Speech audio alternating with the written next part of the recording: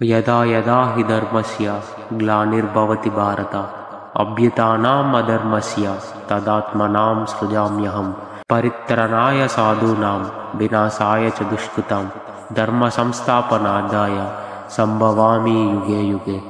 ఎప్పుడెప్పుడు ఈ లోకంలో ధర్మానికి కీడు కలుగుతుందో మరియు అధర్మం పెరిగిపోతుందో ఆ సమయంలో ఆ దేవాది దేవుడు తనని తాను సృష్టించుకుంటాడు. మంచివారిని రక్షించడానికి, చెడ్డవారిని నాశనం చేయడానికి మరియు ధర్మాన్ని నిలబెట్టడానికి ప్రతి యుగంలో ఆ దేవాది దేవుడు పుడతాడు. నమస్కారం. మహాభారతం దీనిని ఒక కథలా వింటే కథగానే అనిపిస్తుంది, కానీ ఈ కథ మన జీవితంలో ఎన్నో సత్యాలను తెలియజేస్తుంది. అటువంటి అద్భుతమైన మహాకావ్యాన్ని ప్రారంభిద్దామా? ప్రపంచాన్ని ఉలికిపాటుకు గురి చేసిన ఒకే ఒక్క ప్రతిజ్ఞ అది. అదే కురుక్షేత్రాన్ని సృష్టించింది, దేవతల్ని భూమికి దించింది. ఆ ప్రతిజ్ఞ చేసిన ఆ వీరుడే మన భీష్ముడు. ఆ భీష్ముడి గురించి తెలుసుకోవాలి అంటే మనం ముందుగా రాజవంశ మూలాలను తెలుసుకోవాలి. ఆ వంశానికి ఆధారం ప్రతీప మహారాజు. ప్రతీప మహారాజుకి 3 కుమారులు. మొదటివాడు పేరు దేవాపి. ఈయనకు రాజ్యంపై ఆసక్తి లేదు, అందుకే హిమాలయాలకు వెళ్ళి ప్రశాంతమైన జీవనం ఎంచుకున్నాడు. అక్కడ ఆయనకు సంబాల అనే సుందరమైన నగరం ఒకటి కనిపించింది. దేవాపికి మరణం లేదు, కలియుగాంతం వరకు బ్రతికే ఉంటాడు. ఇంకా రెండోవాడు బాహుళికుడు. చిన్నప్పటి నుంచే మేనమామ రాజ్యంలో పెరిగారు కనుక ఇతనికి కూడా రాజు అయ్యే అవకాశం లేదు. ఇంకా మిగిలింది రాజుకు ఉన్న ఏకైక ఆశ, కాబోయే రాజకుమారుడు శాంతనుడు. ఈ శాంతనుడు కొడుకే మన భీష్ముడు.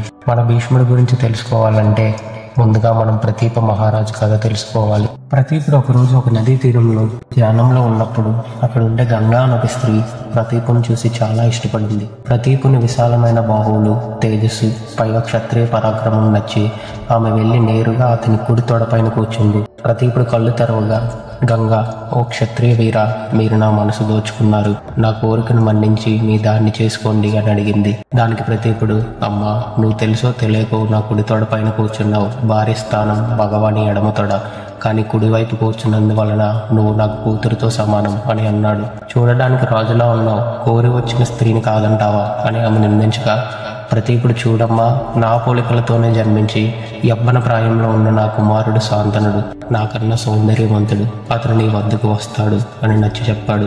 ఆ తర్వాత కొంతకాలానికి శాంతనుడే నదీ తీరానికి వచ్చి అక్కడ అందంగా ఉన్న గంగను చూశాడు. చూసిన మరుక్షణం ఇష్టపడడమే కాదు, మొదటి చూపులోనే ఆమెతో ప్రేమలో పడిపోయాడు. ఆమె అందానికి దాసుడైపోయి, నువ్వు నన్ను పెళ్లి చేసుకుంటావా అని గంగని అడిగాడు. శాంతనుడు చూడగానే గంగది అదే పరిస్థితి. వివాహానికి గంగ వెంటనే ఒప్పుకుంది. ఓ క్షత్రియపుత్ర, నేను మిమ్మల్ని వివాహం ఆడుతాను, కానీ ఒక షరతు. వివాహం అయిన తర్వాత నేను ఏమి చేసినా నాకు అడ్డు చెప్పకూడదు, నన్ను ప్రశ్నించకూడదు. నేను చేసే పనికి అడ్డు చెప్పినా లేక ప్రశ్నించినా ఆ క్షణమే నేను మిమ్మల్ని వదిలి వెళ్ళిపోతాను అని అంది. ఆమె పెట్టిన షరతును అంగీకరించి శాంతనుడు ఆమెను పెళ్లి చేసుకున్నాడు. అలా ప్రతీప మహారాజు చెప్పిన మాట నిజమైంది. వాళ్ళిద్దరూ తమ వైవాహిక జీవితాన్ని ఎంతో సంతోషంగా గడుపుతున్నారు. సంవత్సరం తర్వాత వాళ్ళ ప్రేమకు ప్రతిరూపంగా వాళ్ళకొక మగబిడ్డ పుట్టాడు. వారసుడు కలిగాడని శాంతనుడికి ఎంతో ఆనందం కలిగింది. గంగా ఆ బిడ్డను తన చేతుల్లోనికి తీసుకొని ఆ బిడ్డను చూసి మురిసిపోయి సంతోషంతో ఆడిస్తూ నదీ తీరానికి తీసుకుని వచ్చింది. ఆ బిడ్డను నదిలోకి విసిరేసింది. అది చూసిన శాంతనుడు నిర్ఘాంతపోయాడు. అతనికి నోట వెంట మాట రాలేదు. కానీ పట్టలేనంత కోపం వచ్చి, మన బిడ్డను ఎందుకు అలా నదిలో విసిరేశావు అని అడుగుదాం అనుకున్నాడు. కానీ ఆమె ఏం చేసినా ప్రశ్నించనని తానికిచ్చిన మాట గుర్తుకొచ్చి ఆగిపోయాడు. మరో సంవత్సరానికి మరో బిడ్డ పుట్టాడు. ఆమె మళ్ళీ అలాగే చేసింది. అలా మొత్తం 7 పిల్లలను కని వాళ్ళని అదే విధంగా నదిలో విసిరేసి చంపేసింది. శాంతనుడు ఏమీ చేయలేక మనసులోనే కుమిలిపోతున్నాడు. తర్వాత 8వ బిడ్డ పుట్టాడు. కానీ ఆమె మళ్ళీ అలాగే చేయబోతుంటే శాంతనుడు ఇంకా కోపం ఆపుకోలేక, గంగా, ఎందుకు ఇలా చేస్తున్నావు? కారణం ఏమైనా కానీ నువ్వు ఈ బిడ్డను కూడా చంపడానికి నేను ఒప్పుకోను. నేను రాజుని, నా రాజ్యానికి నాకు ఒక వారసుడు కావాలి అని అన్నాడు. దానికి గంగా, ఈ 8 మంది పిల్లలు పూర్వజన్మలో 8 మంది వసువులు. వీళ్ళు చేసిన ఒక పెద్ద తప్పు వలన వశిష్ఠుడు వీళ్ళకి శాపం ఇచ్చాడు. మానవుల్లాగా పుట్టి మరణిస్తే మీకు మోక్షం వస్తుందని అన్నాడు.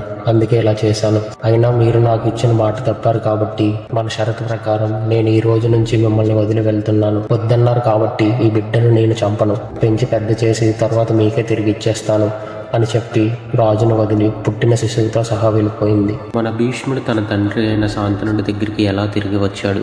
భీష్ముడు ఎందుకని అంతటి ఘోర ప్రతిజ్ఞ చేశాడు? దానికి గల పరిస్థితులు ఏంటి?